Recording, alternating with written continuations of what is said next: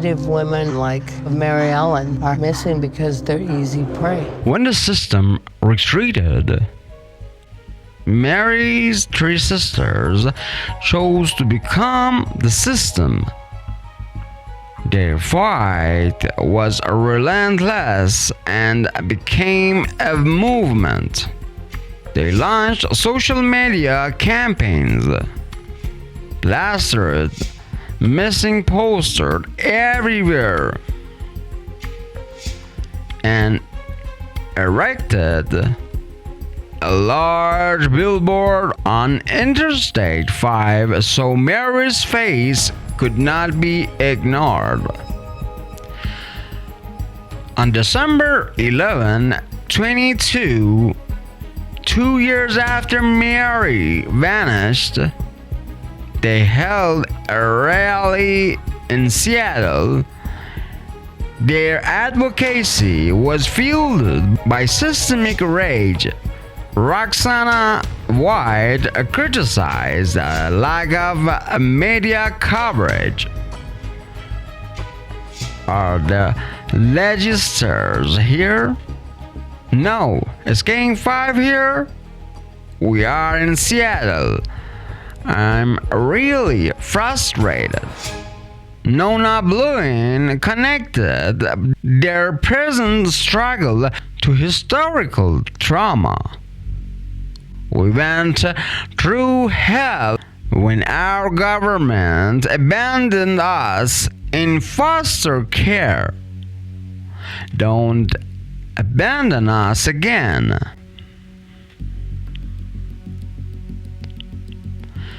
Jerry Davis's words became the powerful core of the MMIW movement. She said she may have no value to society. She's just a Native woman. But she is the world to us. Every life should have equal value. We're fighting for visibility. We're fighting for human rights. She was lost. She wanted to find who she was and where she came from. In 2022, French-American filmmaker Sabrina Wen Tessel, known for her work on wrongful conviction cases like the state of Texas versus Melissa, joined the cause.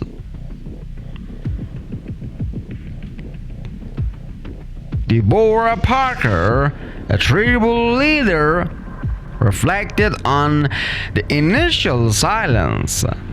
When Mary went missing, I waited for public outcry. When I stayed silent, I wondered, why are we so quiet about something that's so important?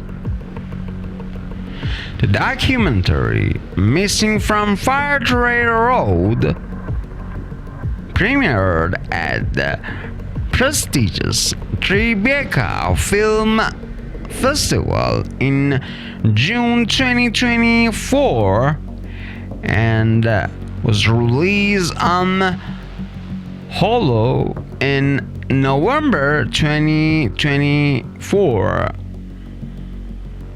Critics praised it as powerful and vital. Nothing it shocks and angers viewers, and highlighted the multiple elements of collusion in Mary Ellen's disappearance. The family's pressure led directly to legislative change. In 2022, Washington State passed House Bill 1725, creating the Missing Indigenous Person Alert System, designed to facilitate faster cooperation between tribal and state law enforcement. A system that came too late for Mary.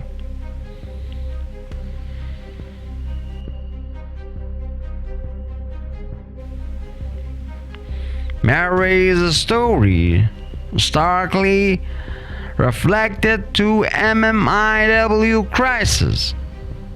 The murder rate for Native women is 10 times the national average. Yet, a 2018 study found 98% of these cases were not entered into the FBI database. Systemic failures, from jurisdiction issues to historical trauma stemming from boarding schools, perpetuated the crisis. The final tragedy was the delay itself. For 5 years, the sisters begged for a comprehensive search while cadaver dogs on Fire Trail Road. The initial searches were deemed insufficient. Finally, in 2025, after 5 long years and national scrutiny from the documentary Tribal Police, the FBI, the Washington State Patrol finally agreed to an extensive search of the requested area.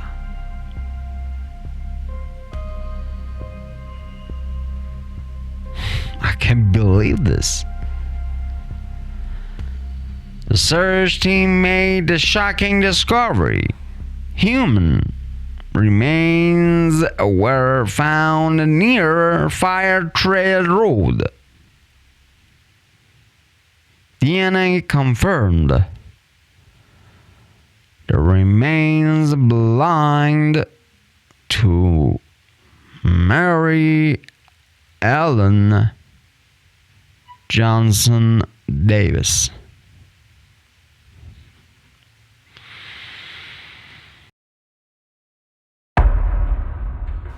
Mary had been brought to home, but the struggle for justice remained. The cause and manner of Mary's death have been officially listed as undetermined.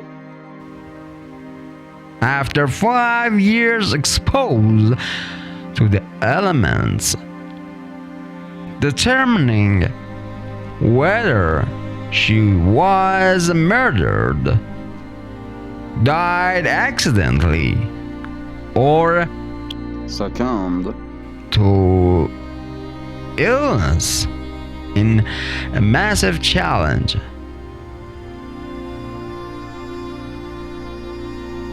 The central questions remain. Is Eric's alibi valid? Who took her phone to Oso? And will the 5-year delay mean that the person responsible for Mary's death will never face justice?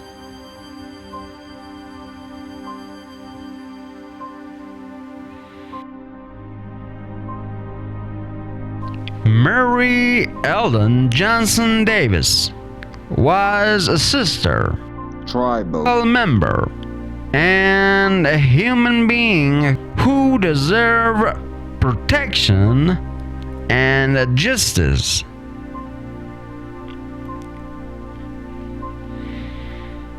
Her story, though painful, has become a powerful call to action. Today, the red hand symbol represents the silenced voices of the MMIW crisis. The investigation into Mary's death remains active. The fight continues for Mary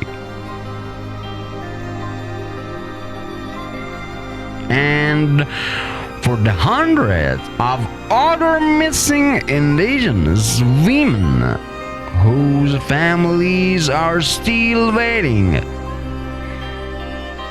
Justice may come late, but it must come. Tribal governments do not possess criminal jurisdiction over non-Indians. That rule has created havens on reservations for murderers and rapists.